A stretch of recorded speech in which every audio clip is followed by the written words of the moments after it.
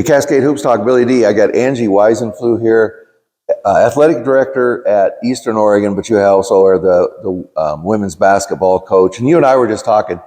Give your history here. You've been at Eastern Oregon quite a while. I have. It started, I was a student athlete here. I played on the women's basketball team in the early 90s.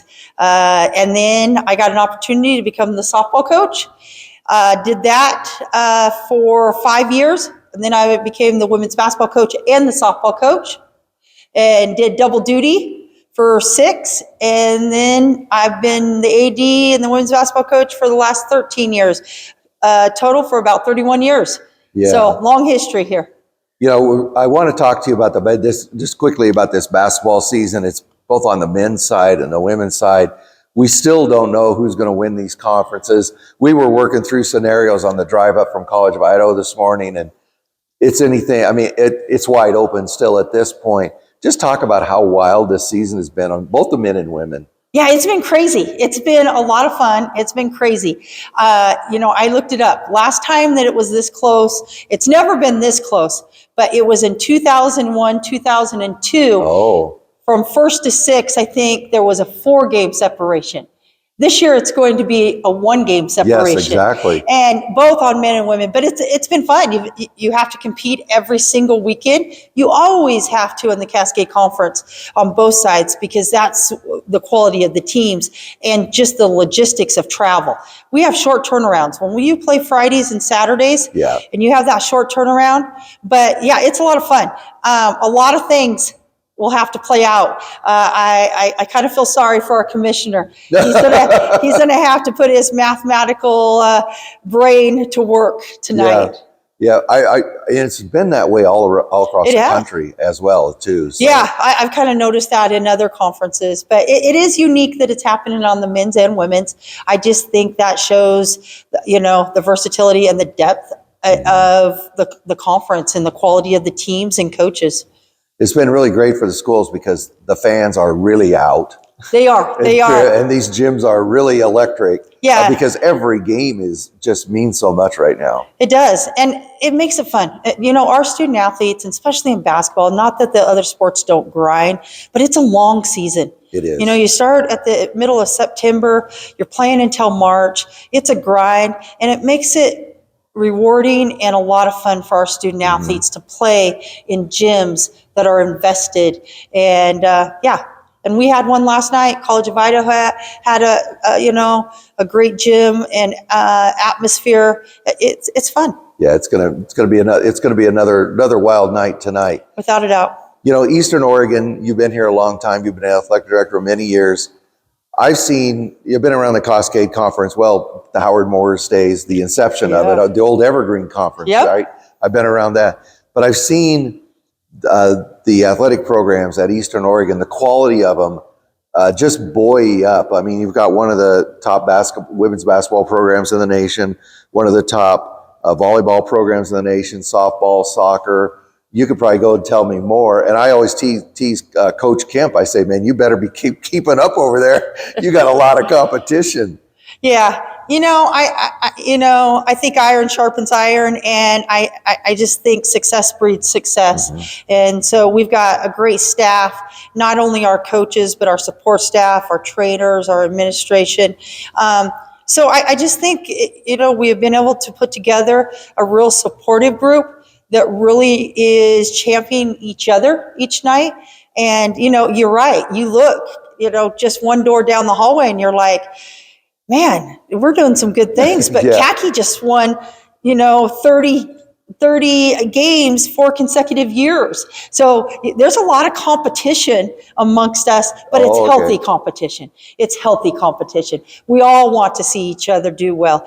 But I just think, my predecessor has laid the groundwork, did some things to get Eastern in a position to be successful. And I think we have just taken it to the next step. One of the real privileges I had was I went down to Corbin and covered that Eastern ended up falling in that volleyball match. But it was the quality of volleyball was unbelievable.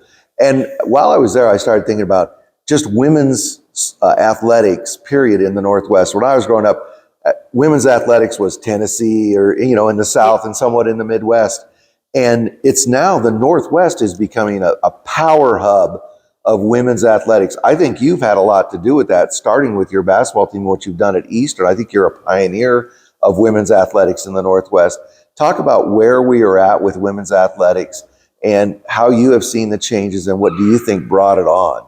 Well, first, thank you for that statement that I had any involvement. I take that with, I just take it with a lot of pride. Mm-hmm. But, I do think, I think, the West, D1 all the way down to the different divisions, we've got some of the best coaches in the nation. I can talk about Scott Ruick, Michael Meeks at the D1, Kelly Graves. I can talk about lots of coaches from the basketball sense, and I can throw in softball coaches. Yeah. And then, so the schools have hired some really good coaches. Greg Stewart at OIT. I don't know if they get better than him. Jessica coaching softball at Southern Oregon. Yeah. Those are phenomenal high-level coaches that has chosen to build a career at the NAIA level, but could be coaching at the D1 level easily. So I think the schools have been able to find these coaches, and honestly, the coaches have stayed and committed to our programs. And, you think of Danny Miles and what he did at OIT. And I think women are starting to say, okay, I can do those same things. Mm-hmm. There's no bigger compliment that I get than, man, you're starting to be the Danny Miles of women's basketball in the Cascade Conference. Man, I would only wish. That is high praise. I would only wish, man. Yeah. He's an incredible coach, but an even better person. But I just think people, our administration across the Pacific Northwest, but has invested from young ages. But I honestly, I think there's a lot of good coaches out there. It doesn't matter if it's volleyball, softball, soccer, basketball. They've just really invested time, resources, and our student athletes are just incredible athletes now. The athletic ability that we're seeing now it's unparalleled. Oh, absolutely. To, 20 years ago. The example I always give is in the Cascade Conference, if you had a couple of all-state players all conference players come in, that's a pretty good get. If you're not bringing in all-staters now, first and second team all-staters, you're gonna struggle. Oh, without a doubt. It's a completely different level of athlete that we get here. It is, and it's only going to continue to shift just because of the national landscape and the transfer portal, and those teams going after experience in the portal versus freshmen. So our freshmen, I look in these gyms on the men and women's side in basketball, we've got some pretty special freshmen on those courts. Yep, absolutely. OIT has a couple. I've got one. Southern Oregon has, College of Idaho has two exceptional freshmen. I mean, right out of the gate, they're competing at the, all conference level, these freshmen. Exactly. And so, just the talent is improved, but I just think the investment, and it goes to everyone. Everyone's got to be bought in. Our fans are bought in. It's been exciting. Yeah. Women's sports are fun to watch, kind of the national craze. Everyone's watching, but everyone's investing. So you just mentioned at the NAI level, at the Cascade Conference levels, but you need to get the material. You were just talking about the freshmen. Has something fundamental changed in youth sports for women especially? I just think more opportunity.